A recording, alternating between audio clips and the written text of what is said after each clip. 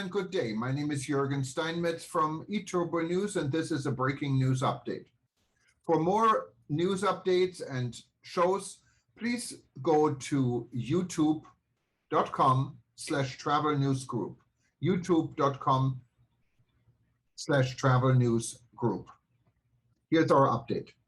Europe's summer air travel recovery fails. The countries which fared worst were those which rely more on long-haul tourism, such as France and Italy, and those which imposed the most onerous and volatile travel restrictions, such as the UK, which languished at the bottom of the list, achieving just 14.3% of 2019 levels. European summer air travel reached 39.9% of pre-pandemic level. The picture was mixed, with some destinations doing better than others. Bookings slowed towards the end of summer period. New research reveals that international flights to European destinations in July and August reached 39.9% of pre-pandemic levels. This is significantly better than last year, which was 26.6%, when the COVID-19 pandemic caused widespread lockdowns, and vaccines were not yet approved. However, the picture was very mixed, with some destinations doing considerably better than others. Also, the outlook is not improving, as bookings slowed towards the end of the summer period. Looking at performance by country, Greece was the standout. It achieved 86% of July and August arrivals in 2019. It was followed by Cyprus, which achieved 64.5%, Turkey, 62.0% and Iceland, 61.8%.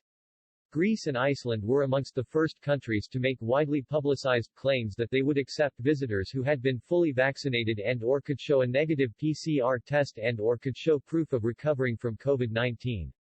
The countries which fared worst were those which rely more on long-haul tourism, such as France and Italy, and those which imposed the most onerous and volatile travel restrictions, such as the UK, which languished at the bottom of the list, achieving just 14.3% of 2019 levels.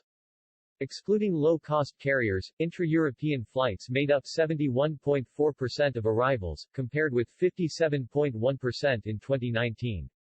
The relative disappearance of long-haul visitors, who typically stay longer, spend more and focus their attention on cities and sightseeing, was underlined in rankings of the best and worst performing local destinations.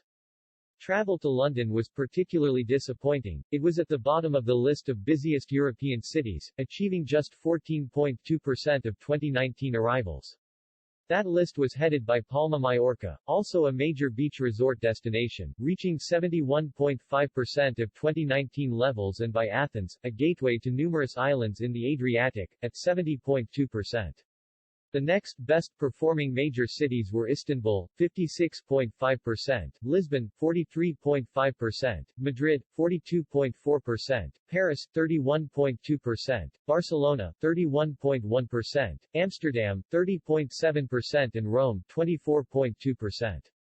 By comparison, leisure destinations proved to be much more resilient. A ranking of all major local destinations, i.e., those with a market share over 1%, was dominated by traditional seaside holiday hotspots or the gateway to them.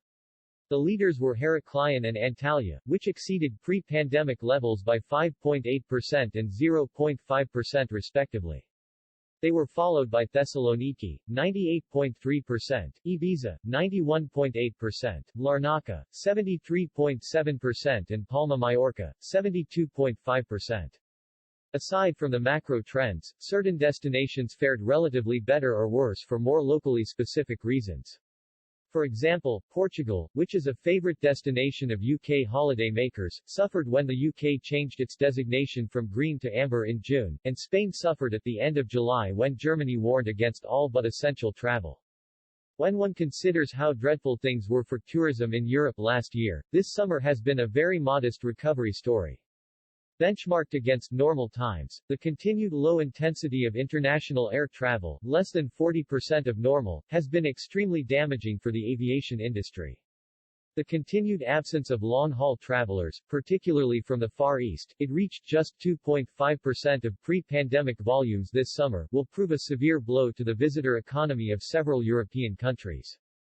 If there is an element of consolation, it is people staycationing, i.e., taking a holiday in their own country. While the domestic aviation has a minority share of the market in Europe in normal times, it has held up much better during the pandemic because it has not been subject to such challenging travel restrictions. For example, the Canaries and the Balearics welcomed more Spanish visitors than they do in a normal season.